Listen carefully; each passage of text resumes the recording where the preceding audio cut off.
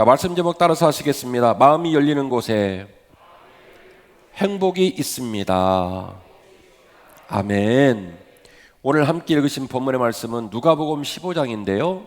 오늘 본문의 말씀은 금년 1월달, 금년 5월달에 증거한 말씀.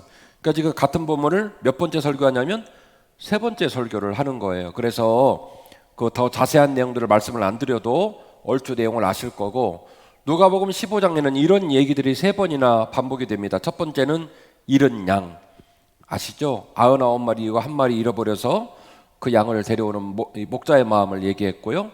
잃은 드라크마의 비유가 나오고, 세 번째로 잃은 아들에 관한 이야기가 나옵니다. 그 내용의 메시지는 이거예요.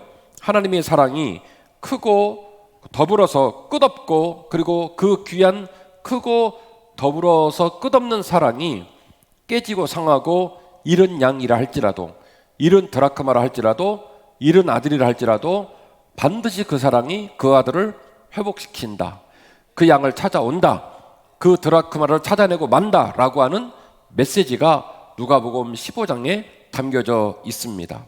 그래서 오늘 본문의 말씀을 통하여 우리가 하나님의 마음을 깨닫고, 그리고 그 하나님의 마음을 우리 마음에 품으면, 그러면 오늘 우리는 성공한 예배 드리고, 그런 마음으로 추석을 보내는 기간 동안에 오히려 상처와 그리고 찢겨진 마음들이 회복을 얻는 귀한 은혜가 우리 모두에게 있었으면 좋겠습니다. 첫 번째 나누고 싶은 얘기는 추억된 사랑에 관한 얘기입니다. 뭐라고요? 추억된 사랑. 아버지를 향해 마음이 열리니 길이 보입니다. 아버지를 향해 마음이 열리니 길이 보이는 줄로 믿습니다.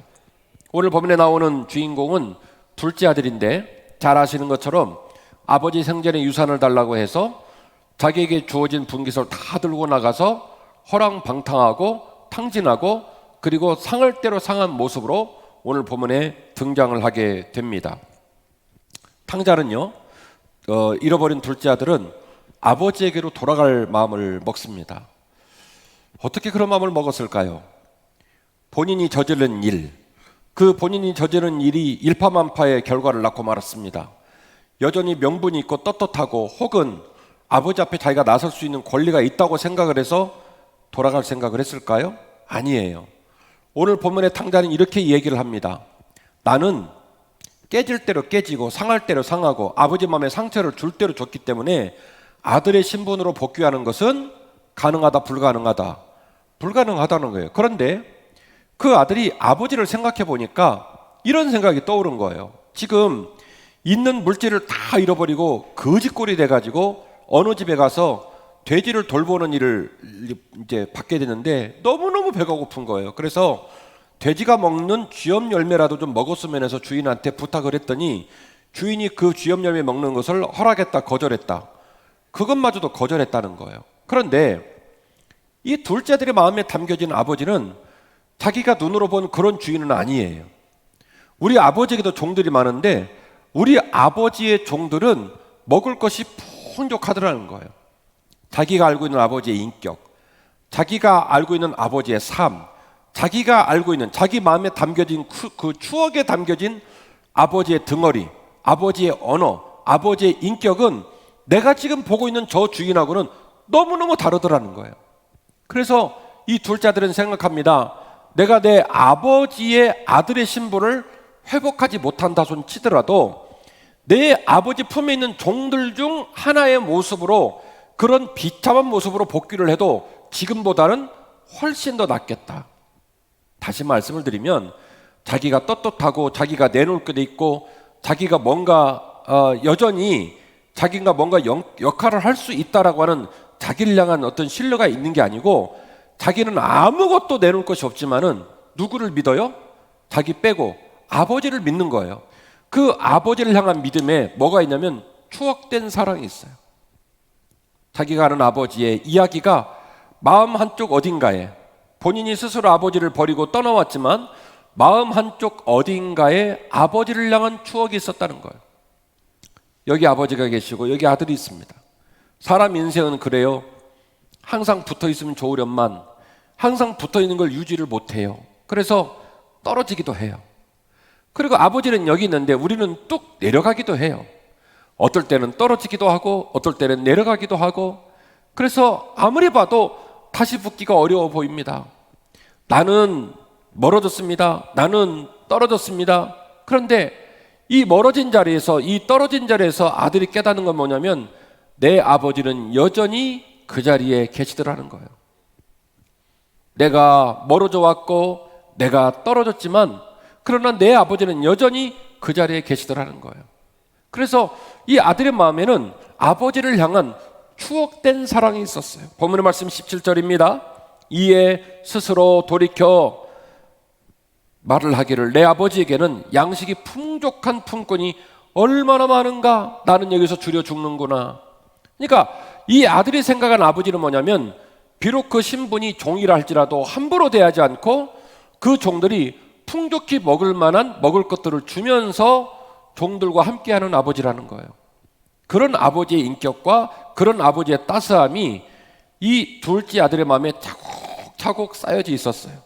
내가 이런 아버지께로 가서 이르기를 아버지, 내가 하늘과 아버지 앞에 죄를 지었습니다. 지금부터는 아버지의 아들이라 일컬음을 감당하지 못하겠나이다.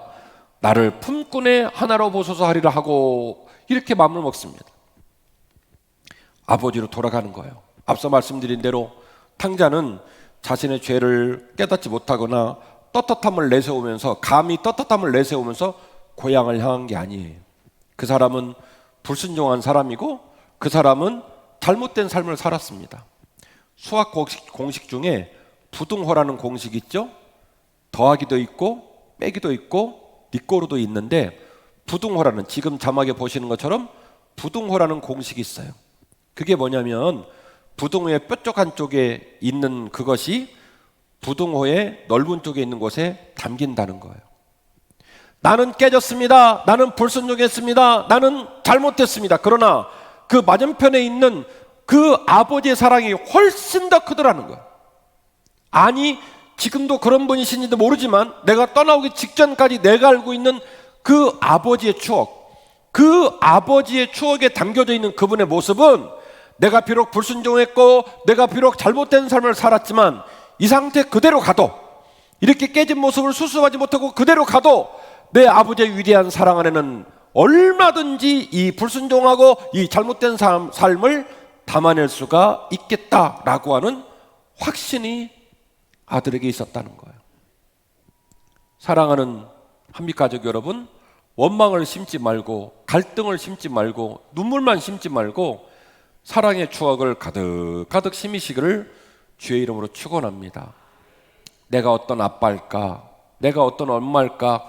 내가 어떤 아들과 딸일까? 곰곰이 생각해 보면서 오늘 본문에 등장하는 아버지의 위대한 사랑, 그 아버지를 생각할 때마다 떠오르는 그 아름다운 추억이 있는 귀한 여러분의 가문이 되시기를 주의 이름으로 축원합니다.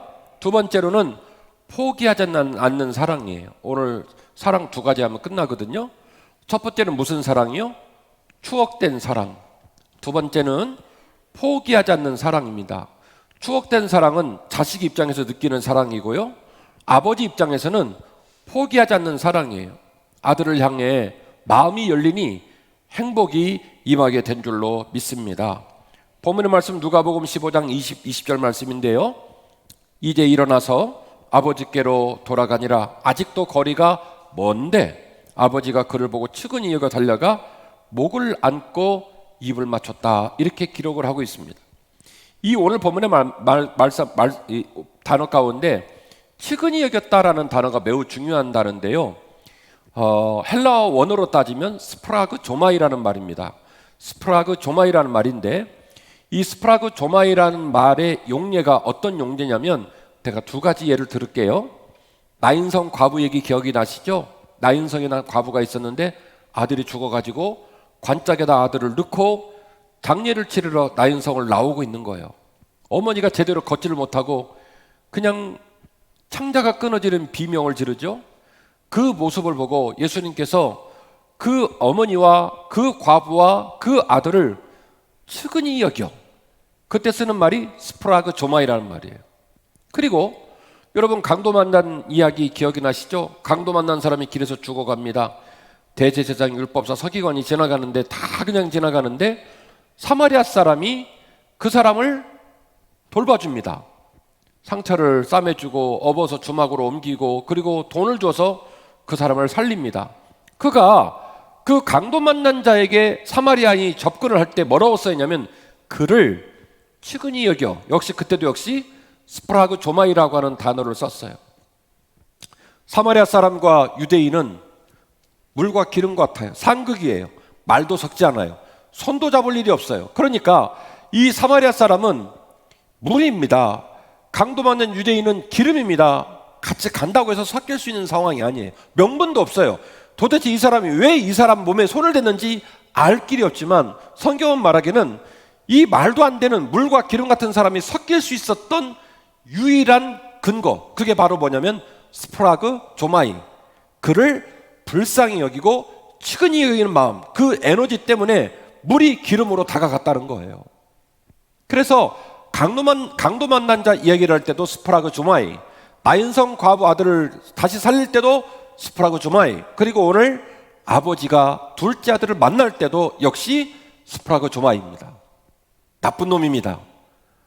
가산다 탕진했습니다. 불순종했습니다. 아버지가 원치 않는 길을 갔습니다. 돌아올 때 마이바흐를 끌고 온 것도 아니에요. 롤렉스 2천만 원짜리 가져가서 아버지 손에 탁 채주면서 내가 아버지 유산 받아가지고 성공했다고 금이 환영한 것도 아닙니다. 상거짓꼴이 돼서 돌아옵니다. 꼴로 봐줄 수가 없습니다. 떠날 때도 상처를 주더니 돌아올 때도 부모에게 상처를 주는 나쁜 놈입니다. 그러나 아버지는 그 아이가 먼 발치에 있을 때 이미 아들을 알아보고 쫓아가서 그를 끌어안았어요. 그 이유를 본문은 뭐라고 쓰냐면 스프라그 조마이, 그에게 명분이 있는 게 아니라, 그가 내놓을 게 있는 것이 아니라 그냥 그 아이가 불쌍한 거예요.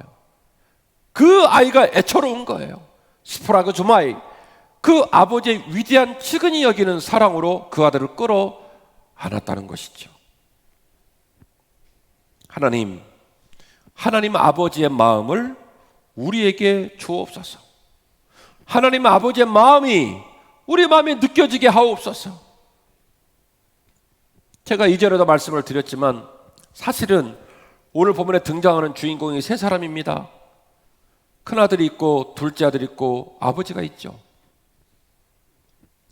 이 세 사람 중에 제일 마음이 괴로운 사람이 아버지예요. 사실은 아버지는요, 둘째 아들이 아버지 품을 떠나서 나갈 때부터 칼로 벤 것처럼 상처를 입고 오직 그 아들 돌아오기만을 기다리신 눈물의 아버지예요. 오늘 본문이 그걸 추정합니다.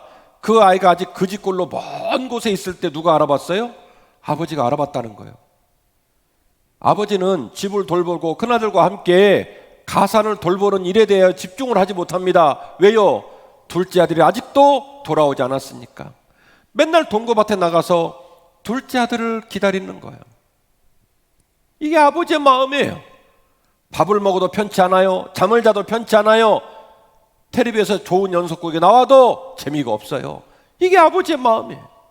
또 하나는 눈에 선하게 보여요. 큰아들 얘기입니다. 동생이 가버린 바람에 그 농사 짓고 집을 돌봐야 될 짐을 오롯이 본인이 다 떠맡은 거예요. 나눠서 해야 될 일을 혼자 해야 되니까. 그러니까 이른 아침에 나가고 저녁 늦게 들어오고 땀이 범벅되어 들어오는데 얼마나 성질이 나겠어요. 그냥 둘째가 나가버렸으니까 아버지라도 좀 정신을 차려야 되는데 아버지는 둘째가 없다는 이유로 마음을 어디다 두지를 못하고 맨날 동거밭에 나가 있으니 논농사는 누가 짓고 소는 누가 키워요. 큰아들이 얼마나 덩어리에 땀이 송글송글 맺혔을까. 저녁에 들을 때마다 입이 대빨 나와가지고 아버지 오늘도 동거밭에 나가 있었시오? 속이 상하니까. 근데 오늘 본문의 맥락에 보면 충분히 그랬을 것 같아. 나중에 잔치 벌리니까 막 큰아들이 막 대노하잖아요. 네? 내 생일날에는 우리로 말하면 치킨 한 마리를 안 잡더니 저놈의 새끼 죽은 놈 왔다고 잔치를 벌이냐고, 이럴 수가 있냐고 막 화를 내잖아요. 그러니까 사실은 큰아들 입장도 이해가 되는 거죠. 같이 짐을 나눠줘야 될 동생은 배신하고 떠나버렸지. 아버지는 그랬다고 맨날 동생만 생각하고 동거밭 나가 있지. 온팡 혼자 짐을 다졌으니 얼마나 약이 오르겠어요. 그런데 아버지 마음에는 큰아들도 내 아들이고 둘째 아들도 내 아들이니 죽었는지 살았는지 모르는 둘째 때문에도 마음이 아프고, 그리고 어쨌든 저쨌든 자기 자리를 지키고 힘쓰고 있는 큰아들을 보면서도 여전히 마음이 아프고 미안하셨을 거예요. 세 번째는 그렇게 아버지가 둘째를 기다리면서 늙어가고 있었다는 거예요. 음식이 소화가 되지 않고 무릎에 힘이 떨어지고 그렇게 하루하루 차근차근 늙어가면서 그렇게 힘든 짐을 지고 오직 아들만을 기다리고 있었다는 거예요. 아버지의 사랑을 제 언어로 바꿔서 말씀을 드리면 포기하지 않는 위대한 사랑이었어요. 그렇게 아들을 향해 마음이 열리니 행복이 임한 겁니다. 사회법적으로는, 사법의 관계로는 가져간 돈이 얼마인지, 돌아왔을 때 네가 아들네 신분으로 원복을 할 건지, 아니면 종 중에 한 사람이 될 건지, 오늘 이후부터는 렌탈비를 낼 건지, 헐레기도 많고 써야 될 서류도 많지만, 그러나 아버지 마음에는 아무것도 관심이 없었어요. 본문의 말씀 24절인데 이렇게 기록되어 있지 않습니까? 이 내 아들은 죽었다가 다시 살아났으며 내가 잃었다가 다시 얻었노라 하니 그들이 즐거워하니라. 여기서 말하는 즐거워했다는 문장은 짧지만 굉장히 유의미한 문장입니다. 왜냐하면 아버지가 선행구절, 네 아들은 죽었다가 살아났다, 내가 잃었다가 다시 얻었다, 이 멘트가 나오니까 자연스럽게 그들이, 제3자들, 모든 그곳에 있는 사람들이 즐거워한 거고요. 앞쪽에 만약에 부정적인 문장을 아버지가 내면 뒤쪽은 이제 일파만파가 되는 거예요. 소송을 하든지 아니면 뭐 안방에 못 들어오게 하고 건너방을 주든지 뒤에 얘기가 복잡했겠죠. 왜냐? 아들로 인정을 안 했기 때문에 아들로 인정하지 않은 것에 대한 후속 조치가 나오겠지만 오늘 본문의 말씀은 끝에는 간단하게 끝납니다. 그들이, 모든 사람이 행복하고 즐거워했다. 더 이상 할 말이 없어요. 왜냐? 이 앞쪽에 아버지께서 그 아들이 지은 범죄 사실과 그들로 말미암아 이루어진 모든 상처를 지우개로 지워버렸어요. 아무도 말하지 마. 내 아들은 죽었다가 다시 살아났어. 내가 잃었다가 다시 찾은 아들이야. 이 아이는 입을 열어 나는 아들이 될 수 없습니다, 아버지의 종들 중 하나로 여겨달라고 말을 했고, 그러면 큰아들은 이놈이 동생이 아니라 종인가? 종들은 말하기를 이 도련님이 떠날 때는 도련님이더니 올 때는 종들 중 하나가 되었나? 뒤에 막 여러 가지 얘기가, 잡다구리한 얘기가 나올 텐데 그 모든 이야기를 아버지가 하나로 종결시켰어요. 그 모든 사람이 어떻게 했다고요? 즐거워했다. 어떻게 해요? 어떻게 해요? 다들 입 다물어. 모든 얘기 하지 마. 상처 말하지 마. 지나간 얘기 하지 마. 내 아들 죽었다가 살아났다, 내가 잃었다가 다시 찾은 아들이야. 그 아버지의 아들을 향한 사랑의 마음이, 그 아버지의 마음이 열리니까 그 자리에서 당장의 행복이 임하게 된 겁니다. 할렐루야.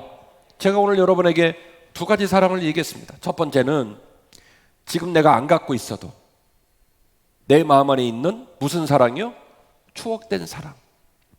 그 추억된 사랑이 상처를 치유하고 잘못된 자리에서 다시 행복의 자리로 끌어올 수 있는 에너지를 갖고 있어요. 두 번째는 무슨 사랑이요? 포기하지 않는 끝없는 사랑. 그 사랑의 마음으로 아들을 향해 마음이 열리니까 그 자리에서 뭐가 임했습니까? 행복이 임하게 된 거예요. 제가 이 설교를 준비하면서 제 스마트폰을 봤어요. 저는 스마트폰을 구입하면 고용량의 메모리 카드를 넣어요. 왜냐하면 우리 아들들은 모르지만 우리 두 아들 태어났을 때부터 10살 될 때까지 사진을 그 안에 다 넣어놓고 틈틈이 제가 그 사진을 봐야 돼서 고용량의 메모리 카드를 갖고 있습니다. 그 10년여 기간 동안에 연도가 다 돼 있고, 연도 안에 들어가면 처음 아이가 태어났을 때 우리 아이 손과 발 찍어놓은 사진부터 시작해서 처음으로 아빠라고 부르고 엄마라고 부르고 재롱 떨던 동영상 사진들을 다 갖고 있어요. 큰아들이 대학생이 됐지만 저는 지금도 가끔씩 그 사진들을 보면서 미소를 짓습니다.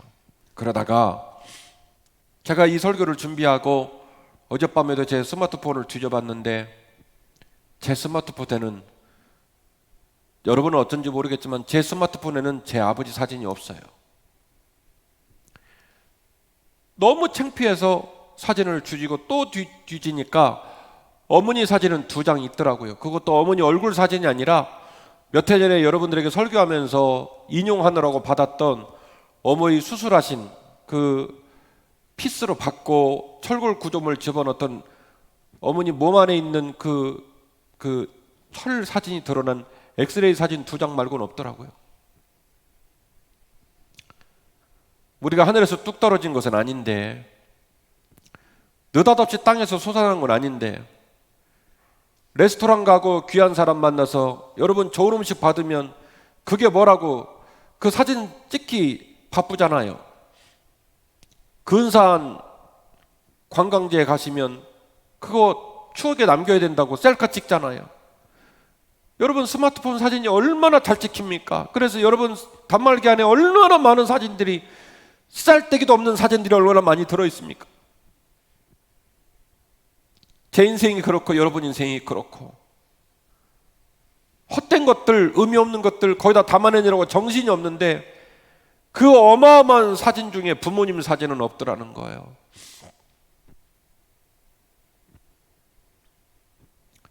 명절이 시작이 되어서 많은 성도들이 지금 고향 가 계시고, 오늘 예배 끝나면 어쨌든 여러분 가족을 만나고 친지를 만나고 어떤 방식으로든지 명절을 보내게 되실 겁니다.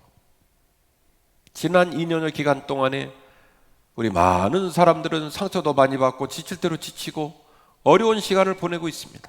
그러니 뿔이 잔뜩 나 있다 보니 만나면 말로 실수할 수 있고 상처 줄 수 있고, 그리고 지금도 아픈데 더 깊은 상처를 안고 돌아올 가능성이 매우 높아요. 제가 볼 때는. 정신을 바짝 차리십시오. 이번 일주일 동안 미움 심지 말고 상처 심지 말고 눈물 심지 말고 사랑의 추억만을 심으시기를 주의 이름으로 축원합니다. 제가 우리 성도들 제 방에 오고 아이들 제 방에 오면 하다못해 젤리라도 줘야 직성이 풀리는 이유는 그들의 마음에 기록된 목사와의 추억이 그래도 사랑이기만을 원해서, 그래서 그러는 거예요. 이번 일주일 동안 정신을 바짝 차리시길 바랍니다. 마음을 잘 지키시기 바랍니다. 그래서 사랑의 추억만을 심으십시오. 그리고 오늘 본문에 등장된 아버지의 마음으로 여러분의 가정을 살리시기를 바랍니다. 앞서 제가 말씀드렸죠?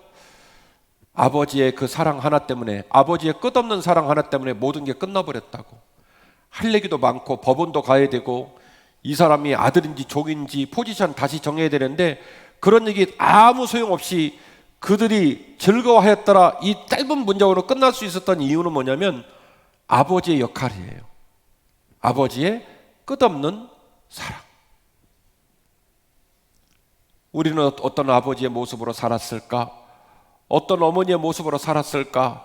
부모님이 연세 드시면 자식이 가장이 된다는데 우리는 부모님에게 어떤 딸, 어떤 아들이었을까?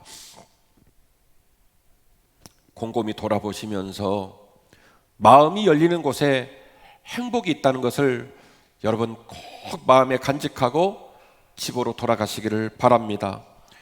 추억된 사랑으로 용기를 내는 추석 명절이 되어주십시오. 포기하지 않는 사랑으로 답을 내는 추석 명절이 되어주시기를 바랍니다. 하나님이 우리 성도와 가정을 이번 일주일 동안 견고히 지키시고 은혜로 함께 하시기를 주의 이름으로 축원합니다.